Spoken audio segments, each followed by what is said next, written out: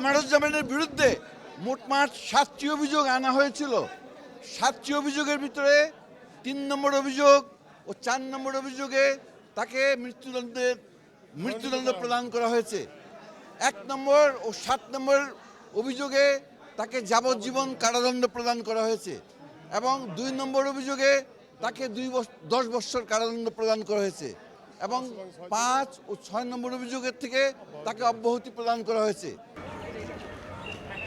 জনগণ এই রায়ে আনন্দিত হয়েছে, সন্তুষ্টি প্রকাশ করেছে।